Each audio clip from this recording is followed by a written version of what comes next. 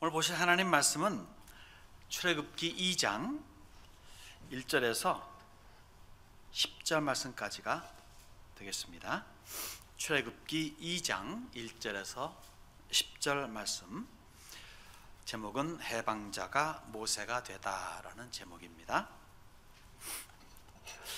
봉독하겠습니다. 레위 가족 중 한 사람이 가서 레위 여자에게 장가들어 그 여자가 임신하여 아들을 낳으니 그가 잘 생긴 것을 보고 3달 동안 그를 숨겼으나 더 숨길 수 없게 되매 그를 위하여 갈대 상자를 가져다가 역청과 나무 진을 칠하고 아기를 거기 담아 나일 강가 갈대 사이에 두고 그의 누이가 어떻게 되는지를 알려고 멀리 섰더니 바로의 딸이 목욕하러 나일강으로 내려오고 시녀들은 나일 강가를 거닐 때에 그가 갈대 사이에 상자를 보고 시녀를 보내어 가져다가 열고 그 아기를 보니 아기가 우는지라 그가 그를 불쌍히 여겨 이르되 이는 히브리 사람의 아기로다.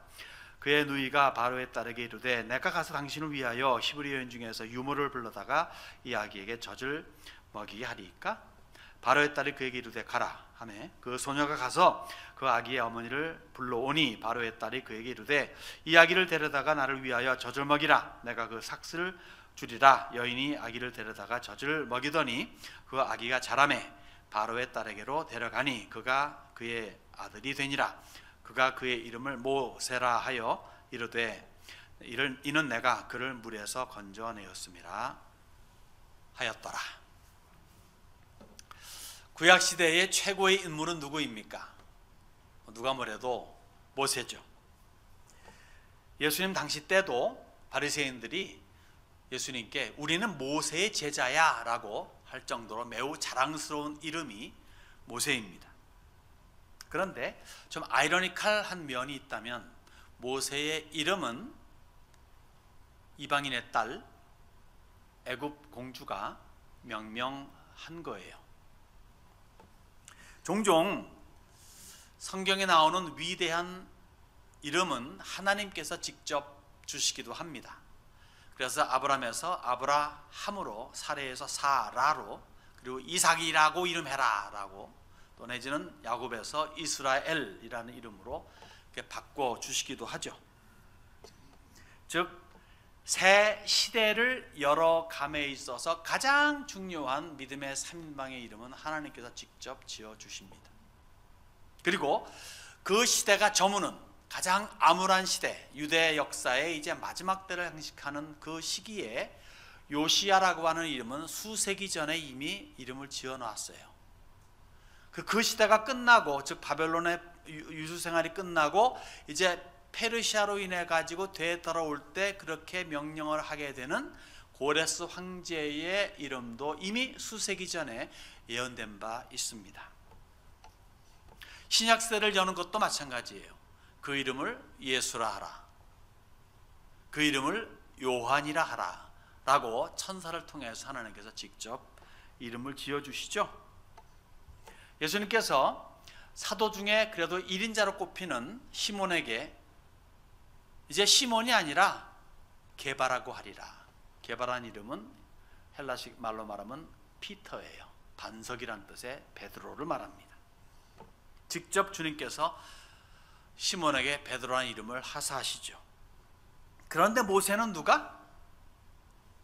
가장 최대의 인물이라 자랑하는 모세는 애굽 공주입니다. 분명히 3달이 지나서 물가에 던져진 바 되죠. 그리고 이제 조금 이따 말씀드리겠지만은 어린 시절을 보내고 왕궁으로 들어가게 되니까 어린 시절까지 분명히 이름이 있을 거예요.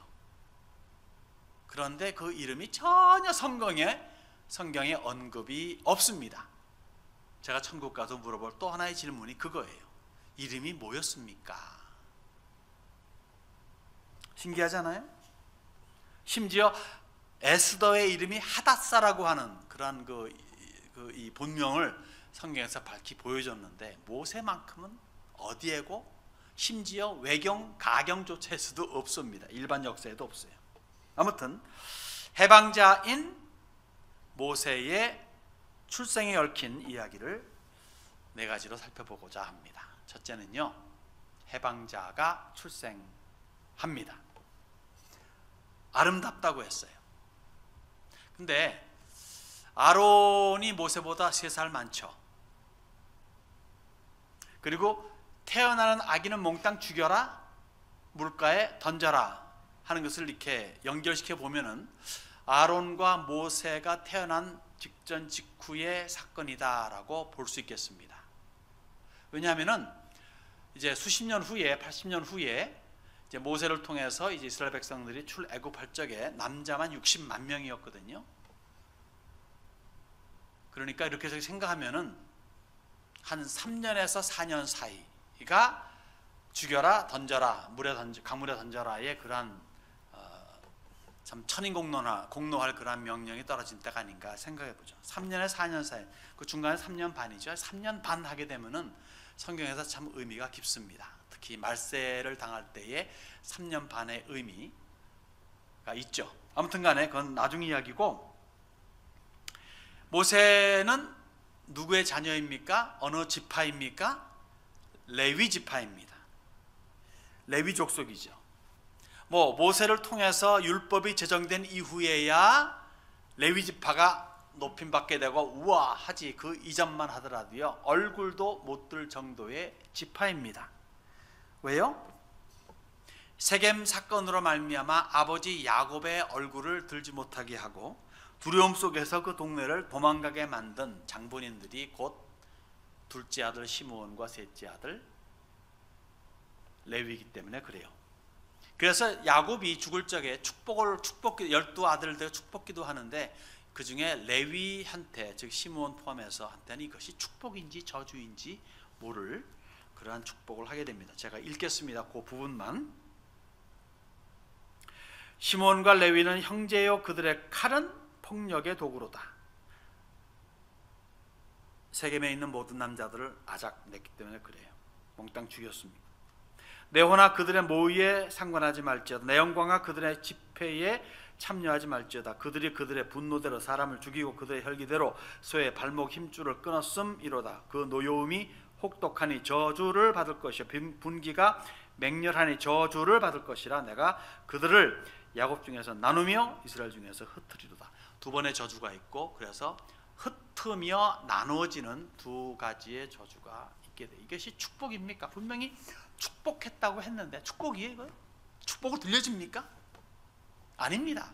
분명히 저주입니다. 그런데 축복이 되더라고요. 이른바 시므온은 유다지파 안에 쏙 들어가기 때문에 유다지파화 되어버리고, 그리고 레위는 12지파에 몽땅 흩어져 버려요. 흩어지는데 그게 패잔병이 흩어짐이 아니라 지도자로서, 영적 지도자로서 흩어지게 되는, 그러니까 결국은 저주가 변하여 축복이 되는 은혜가 임하게 되죠. 자, 여기서 다룰 이야기는 아니라 싶지만은 그래도 여기 아니면 언급할 시간이 없을 것 같아서 잠깐 언급하겠습니다. 야곱의 12아들 중에 첫 세 아들 루벤과 시므온과 레위는 실패작입니다. 아다시피 시므온은 서모와 통간하는 바람에 자격 상실이 되죠. 시므온과 레위는 조금 전에 말씀드린 세겜 지파의 사람의 살인 사건을 일으켰기 때문에 또한 제외가 됩니다. 실패작입니다. 넷째 아들 유다에 가해서야 비로소 성공을 하게 되죠. 네 번째 만에. 왜냐하면 유다를 통해서 왕이 나오게 되고 그 다음에 결국 다윗 그리고 예수 그리스도가 탄생하기 때문에 그렇습니다. 그리고 그 중요한 제사장, 다시 말해 아론의 자손들도 그래요. 제사장 중에서도 아론을 통해서 나오는 것은 대제사장, 아론 자손들 중에서 대제사장이 나오고 또 제사장들이 나오지 않습니까? 첫 두 아들은 실패작입니다. 나답과 아비후는 다른 불을 제사장으로서 드리다가 하나님께서 직접 죽여버리십니다. 잘못했다고. 실패작이죠. 남은 두 아들 엘르아살과 이다마를 통해서 이제 아론의 후예들로서 제사장직이 이제 계승되는 거예요. 그러니 얼마나 하나님의 자비하심이 큽니까? 실패작이라는 레위를 통해서 이스라엘의 영적 지도자들을 키워내시고 리더십을 발휘하게 하시니 말입니다. 레위인들이 성전 봉사를 전담하고 그 중에서도 아론의 자손들은 제사장직을 맡게 되는 거예요. 하나님의 신실하심 그리고 자비하심을 엿볼 수 있습니다.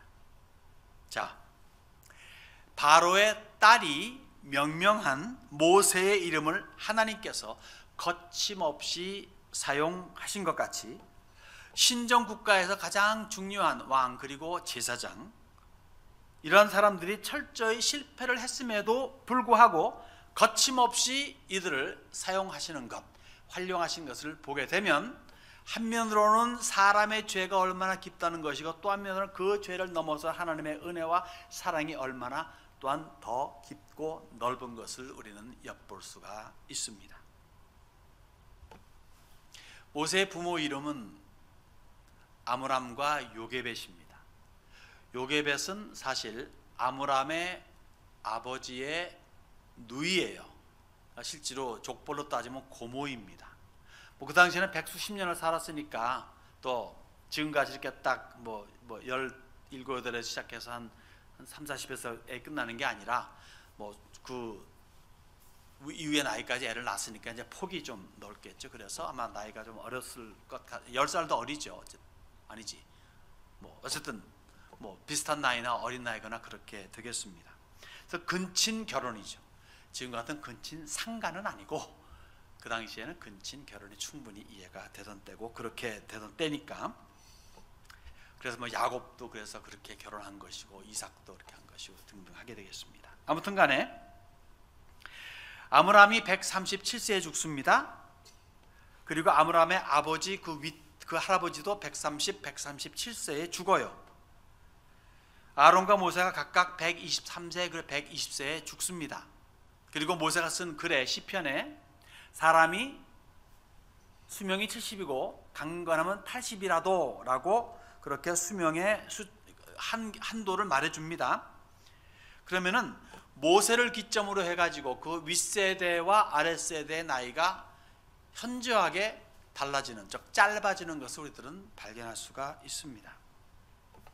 그만큼 시대의 변천이 수명을 점점점 짧게 해가지고 이제 하나님께서 이미 노아 때 말씀하신 수명을 한계를 그렇게 정해 놓으신 것 같아요. 모세의 뒤를 이어서 가나안 정복을 성공리에 마친 그 여호수아도 110세에 죽습니다. 그런데 재밌는 것은 그 갈렙도 내가 지금 85세인데요 아직도 건강하니 나에게 저 산지를 주소서 하지 않습니까? 85세 나이가 이렇게 나타난 것은 그만한 나이면 이미 죽을 나이인데 나는 이렇게 강건하다는 것을 강조하는 것을 보게 되면은 이미 이제 그 모세 이후의 나이는 점점 줄어서 7, 80이 정상적으로 죽는 나이다 그렇게 보게 되겠습니다. 아무튼 간에 그러한 시대에 모세라는 해방자가 출생하게 되죠. 그러면서 이 해방자인 모세가 이제는 또한 해방받는 그러한 장면이 그 이후에 기록이 됩니다. 부모가 석 달을 숨겼죠. 아름다워서. 아름답다는 게 이쁘기뿐만이 아니라 모든 면에서 특별한 존재로 인식이 되니까 숨겼는데 더 이상 숨길 수가 없게 됐습니다. 강가에 내던질 수밖에 없게 되었습니다. 갈대로 자그마한 상자를 만들어서 나일강에 띄웁니다. 그냥 강물에 던지는 게 아니라 하나님의 선한 손길을 기대하는지 어쨌든지 간에 강물에 조그만 배를 만들어서 띄웁니다.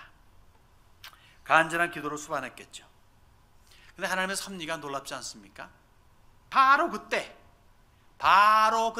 바로의 딸이 목욕하러 나일강으로 왔습니다. 사실 목욕하러 온 건 아니에요. 신성시 여기는 나일강의 신 쿠눔 신에게 일종의 종교의식을 행하는 거죠.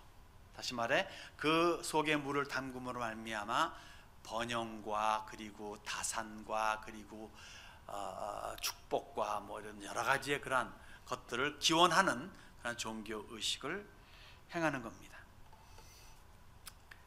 그러면서 어선가 이상한 소리가 들려요. 뭐지? 하고 보니까 저 갈대 숲에 걸려있는 어떤 갈대 상자를 보게 됩니다.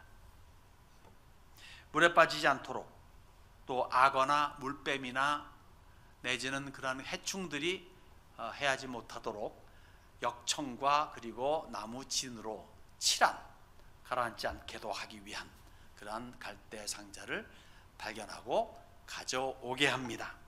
열어보니까 히브리학이에요. 역청과 진이 발라져 있으니 냄새가 아름답겠습니까? 안 좋겠죠. 그리고 눈 떠보니 이상한 곳에 누워있는 자기 자신을 발견하고 등등등. 아기는 뭐 말은 못하고 느끼지 못한다 할지라도, 표현은 못한다 할지라도 알 건 알겠죠. 앙앙대고 울기 시작하면 엄마 어디 갔어? 내지는 배고파, 내지는 등등. 그러면서 냄새가 지독하니까 울기를 멈추지 아니합니다. 부모라 하더라도 자기 새끼 막 울게 되면 믿게 보이는데 하물며 다른 사람이겠어요. 눈물을 잘잘 흘려가면서 엄청 울어댔겠죠. 그런데 이 공주의 눈에는 어여쁘기 그지없습니다. 참 이뻐요. 우는 것도 이뻐요. 총명해 보입니다. 보안이 히브리아인데 자기 아빠가 몽땅 히브리 남자인 죽이라고 해서 이건 죽음인데 죽이기 싫어요. 불쌍한 마음이 들어옵니다. 어여쁘기 그지없습니다. 엄마가 되어본 적은 없지만 여성들에게는 모성애가 있잖아요. 사실 이 여인은 평생에 엄마가 되질 못합니다. 아기를 낳질 못합니다. 하여튼간에 모성애는 그때 있는 거죠. 발동합니다. 이 아이를 가지고 싶습니다. 주위를 두리번거립니다. 그때 마침 한 소녀가 눈에 띕니다. 자기한테 다가오고 있는 듯한 느낌을 가져요. 부릅니다. 금세 다가와 이야기를 합니다. 제안을 합니다. 제가 이 아기에게 젖을 먹일 유모를 불러올까요? 이런 식으로. 그 말을 듣자 드디어 공주의 머릿속에 유레카 하는 그런 생각이 떠오르는 거예요. 그래라. 내가 충분한 사례를 할 테니까 내 이름으로 키워라. 이 공주의 이름이 그 이름도 유명한, 뭐 대다수 여러분들은 전혀 듣도 하지 못한 핫셰프숫이라는 여인입니다. 핫셰프숫인지 핫셰프숫인지 정확하지는 않지만 저는 그냥 어쨌든 핫셰프숫이라고 말씀드릴게요. 이 여인 대단한 여인입니다. 제가 10수년 전에 이집트에 갔을 적에 이 여인의 석상에 있는 그 얼굴이 몽땅 다 파괴되어 있었어요. 그 아들 되는 자가 얼마나 미워했던지 약간 그래요. 그럴 정도로 지독하고 그리고 대단한 그런 여인입니다. 그 이유는 좀 더 설명하다 보면 나오겠죠. 자, 누구냐 이 공주가? 그 요셉이 총리가 되고 등등등 해서 한 300년간 행복한 시절을 보내었던 그 시절에가 이방인들이 신약했던 힉소스라고 지난주에 말씀드렸습니다. 힉소스 민족. 이 힉소스를 내쫓고 신왕국을 시작한 본토인들이죠. 애굽 본토인들. 신왕국을 시작한 아흐모세의 아들이죠. 아모세 혹 아흐모세의 아들이 누구냐? 아멘하텝 1세예요. 뭐 알 필요는 없습니다. 그냥 말씀만 드릴게요. 아멘하텝 1세에게 딸이 태어나죠. 그 딸과 결혼한 사람이 텄모스 1세입니다. 그러니까 투투모세 1세예요. 이 딸과 투투모세 1세에서 태어난 무남동녀, 유일하게 딸로 무남동녀 태어난 사가 바로 핫셰프숫입니다.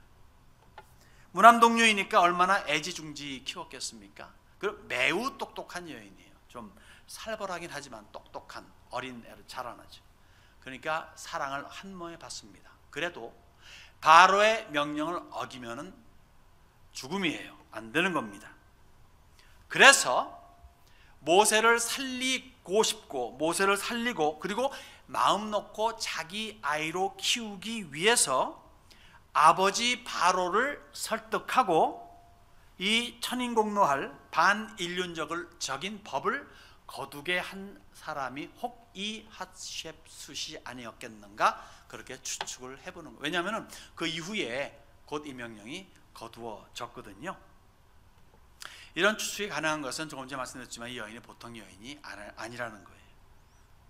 그래서 이 여인으로 말미암아 모세가 될 수 있지 않았겠나 생각을 해보죠. 자, 그러면서 이제 이 해방자인 모세의 원 가족을 여기서 이 본문은 소개해주고 있습니다. 이 본문에 나오는 소녀, 이 소녀의 이름은 미리암이에요. 부모로서는 차마 죽어가는 아기, 떠내려가는 아기를 볼 수가 없었겠죠. 일단 물 위에 올려놓고 조심스럽게 올려놓고, 그러나 부모님은 어쨌든 여기 성경에는 보이지 않습니다. 다만 그 누나 미리암만이 이 아이가 어떻게 될까 하면서 살펴보고 있습니다. 어리고 순진한 마음에 석 달 된 예쁜 동생을 마지막 순간까지 보고 싶은 거죠. 그래서 강가 갈대 사이에 두고 어떻게 될 것인가를 이렇게 조심스럽게 그러게 보고 있습니다. 뭐 알고 있었는지 모르겠는지 모르겠죠. 바로의 딸이 목욕하러 오고 상자를 발견하는 것, 목욕하러 오는 그 순간을 알았는지 모르는지 모르겠죠. 하여튼 간에 그렇게 순간이 딱 연결이 됩니다. 하나님의 섭리죠. 상자를 발견하고 애틋하게 여기는 모습을 먼 발치서 바라본 미리암은 가까이 다가가기 시작합니다. 그런데 상대가 공주잖아요. 뭐 원한다고 확 가가지고 아이 공주님 안녕 이렇게 할 수 없는 거니까. 그런데 슬금슬금 가는데 마침 공주도 자기를 바라보고 오라고 손짓하는 것 같아요. 신나게 달려갑니다. 그리고 거기에서 기지를 발휘해 가지고 결국 그 동생을 끌어안고 자기 집으로 갑니다. 석 달간 몰래 가슴 졸이며 키웠어요. 정이 들 대로 들었어요. 그런데 지금은 당당합니다.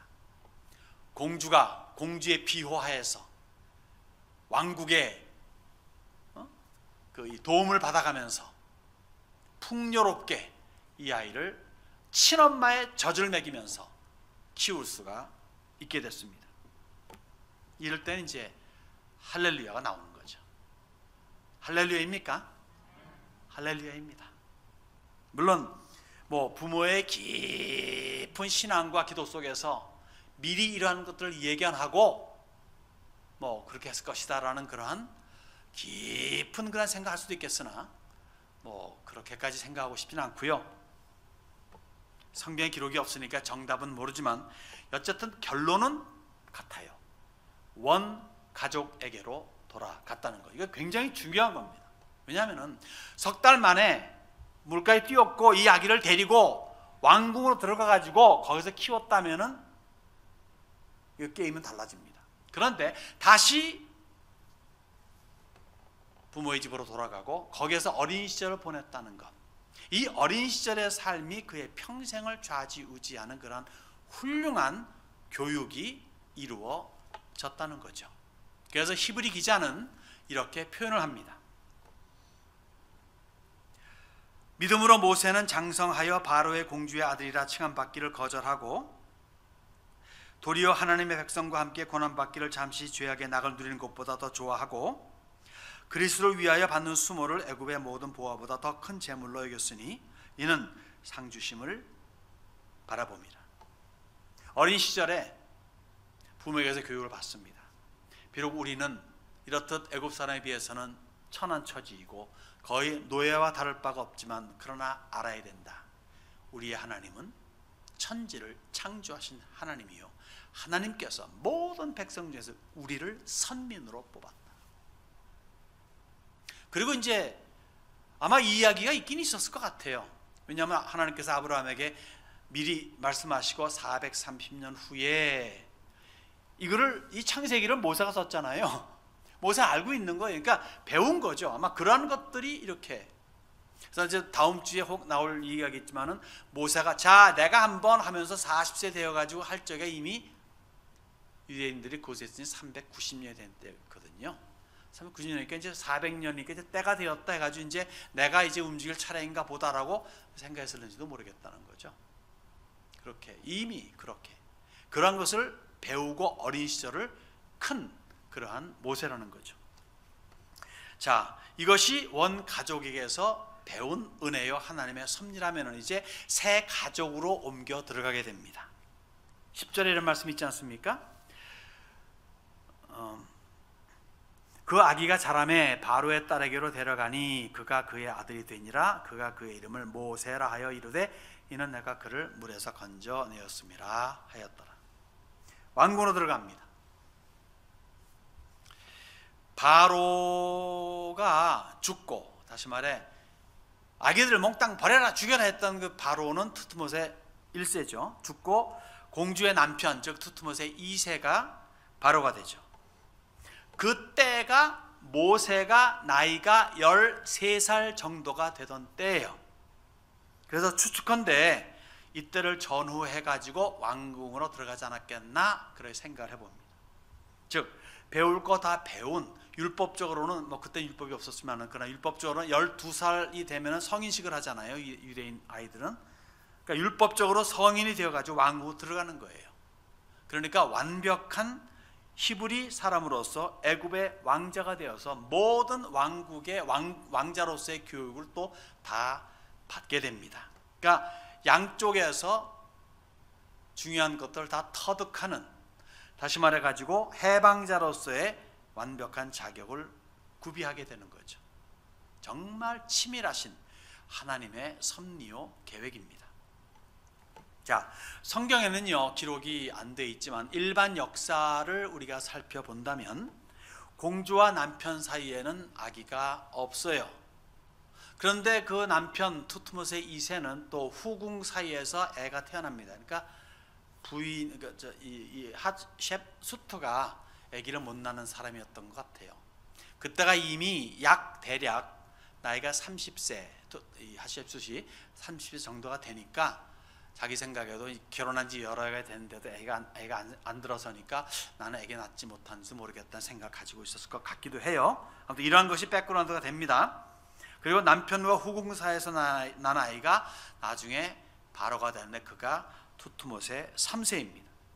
즉 이 핫셉스로 참 발음하기 힘드네. 로서는 잠깐 욕 같기도 하고 말이죠. 로서는 둘 다 양아들이에요. 남편이 후궁에서 태어난 아들 투트모세 3세가 있고 뭐 다른 이름이었겠죠. 나중에 이제 왕이 되니까 이제 투트모세 3세라고 있고, 그 다음에 자기 또 양아들 모세가 있는 거예요. 두 아들이 함께 자라고 있습니다. 근데 이 자기 남편, 이 핫셉수세 남편 투트모세 2세가 10년이라는 짧은 통치를 하고 그만 요절하고 맙니다. 그래서 남편의 아들인 투트모세 3세가 당연히 바로가 되겠죠. 뒤를 잇겠죠. 그때 이 투트모세 3세의 나이는 9살 정도밖에 안 돼요. 8살, 9살, 10살. 그리고 모세의 나이는 대략 23살 정도가 됩니다. 그러니까 20살 넘는 청년과 9살밖에 어린 꼬마가 있는데 이 어린 꼬마가 순서적으로 혈통적으로는 결국 바로가 되는 거, 왕이 되는 거죠. 그러니까 이 투트모세 3세랑 모세와는 한 14살 차이가 된 나이 차이가 된다 볼 수 있겠습니다. 당연히 야심만만하고 카리스마 넘치는 공주가 섭정을 하죠. 뭐 섭정은 여러분 우리 조선 시대 또 그런 일이 여러 번 있었으니까 하는데 그걸로 양이 안 차요. 조선 시대에 무슨 뭐 이렇게 어머니가 이 베일 뒤에서 이렇게 섭정하는 그런 것을 넘어서 가지고 애따 안 되겠다. 예, 물러가. 내가 바로 하지. 그리고 바로가 돼버립니다. 자기가 왕이 돼요. 그럴 정도의 여인입니다. 이 사람이 핫셉수시예요. 그러니 남편의 아들 어린 투트모세를 밀어내고 3세를 밀어내고 혹 죽이거나 그리고 자기 양아들 모세를 바로로 세울 수 있습니다. 이 여인이라면 충분히 가능해요. 아마 그렇게 셋업하지 않았나 하는 생각이 들어요. 그렇기 때문에 히브리서에서 바로의 공주의 아들이라고 하는 것을 거절했다는 것은 그 바로가 된 이 핫셉수세 뒤를 이을 사람이라고 하는 것을 전제할 수 있다 하는, 그렇게 암묵적으로 알려줄 수 있다 볼 수 있겠죠.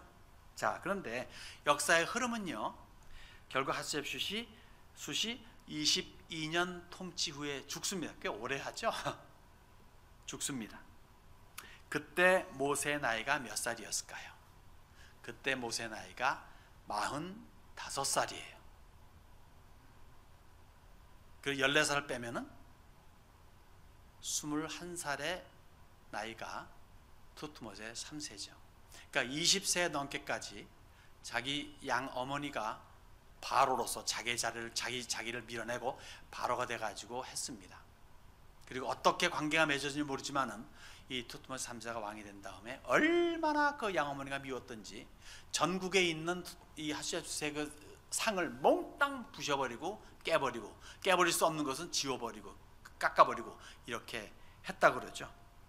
그러니까 모세와도 그렇게 썩 좋은 관계는 아닐 수 있었겠다는 생각이 듭니다만은 아무튼 간에 45세니까 5년 전에 이미 모세는 왕궁에서 도망 나간 거죠. 다음 주에 잠시 보겠습니다. 그래서 35년 후에 모세가 80세가 되어 가지고 해방자로 애굽에 들어왔을 적에는 투트모세 3세는 이미 죽었고 그의 아들 아메나텝 2세가 바로가 되어 있을 때입니다. 그러니까 모세라는 그 만화에서 나오는 건 아니에요.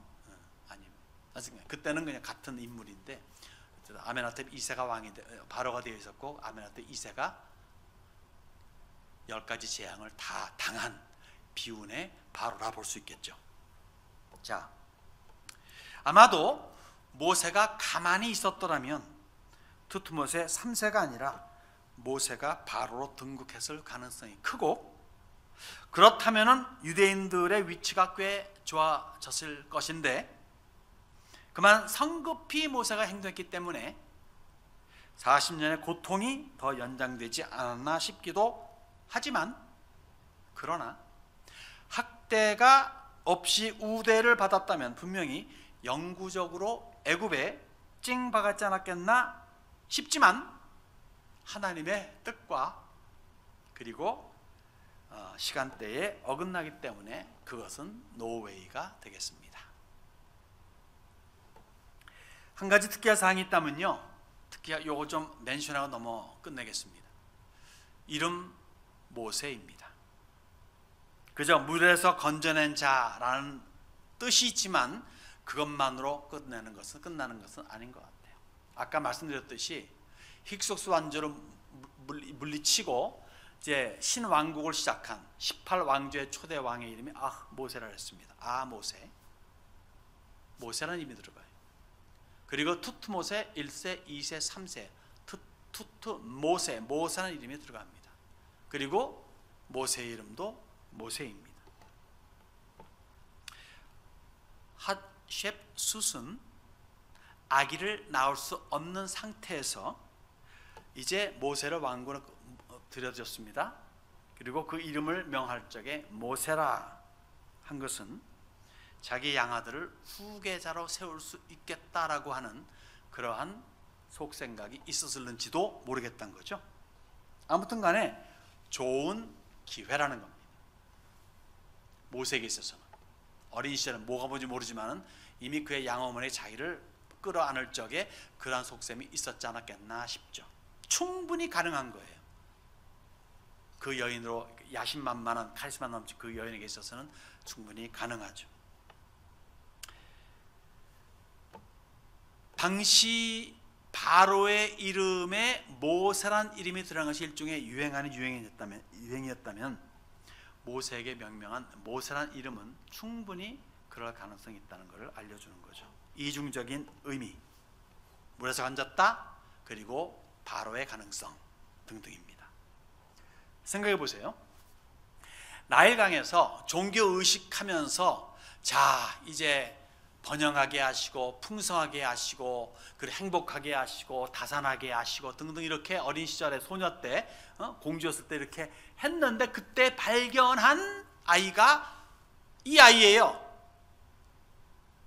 그리고 난 지금 나이가 30 됐는데 아직도 애기는 뭐커녕 아니에요. 그럼 이제 좀 자라난 이 모세를 통해서 미래를 구상할 가능성이 없었겠습니까? 큰 음신이 나라에게 복 주셔서 이 아기를 연결시켜 주었다라고 그렇게 생각할 수도 있지 않았겠습니까? 그러니까 은근히 후계자로서 욕심을 낼 수도 있었겠다 싶어요. 분명 모세의 신분은 해방자, 딜리버러, 즉 건지는 자입니다.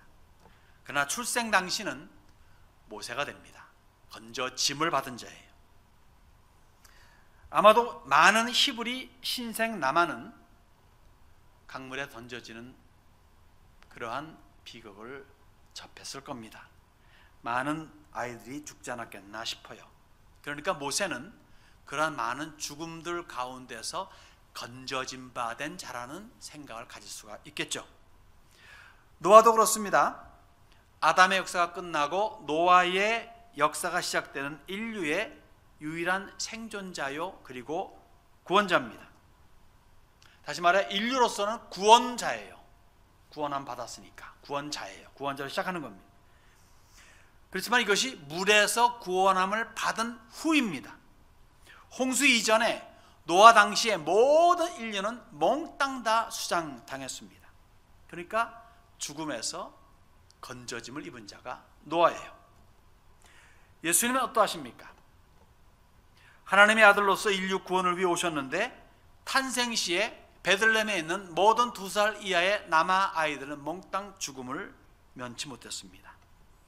예수님께서는 그런 죽음 가운데서 건져진 바 된 사람이라는 의미가 되겠죠. 여러분, 여기서 우리가 알 수 있는 것은 이거예요. 구원에는 대가가 있습니다. 죽음입니다. 아주 정반대되는 개념이죠. 구원인데 무슨 죽음이야. 바울이 외친 것처럼 우리 역시 죽었어요. 뭐에 대해서? 죄에 대해서 죽었다는 얘기입니다. 죄에 대해서 죽었습니다.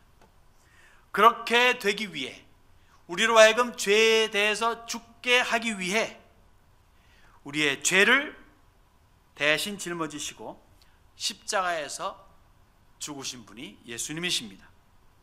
우리의 주이십니다. 그러므로 죄에 대해서 죽고 의에 대해서 살게 된 자들이 곧 예수 믿는 우리들입니다.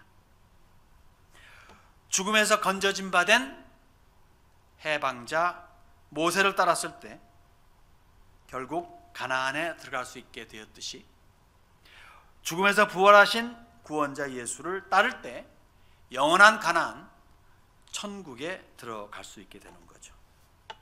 우리는 그러하신 예수를 따라가고 있습니까? 따라가야만 할 줄로 믿습니다. 그렇지 않다면 따르기 시작해야 됩니다. 기도하실까요?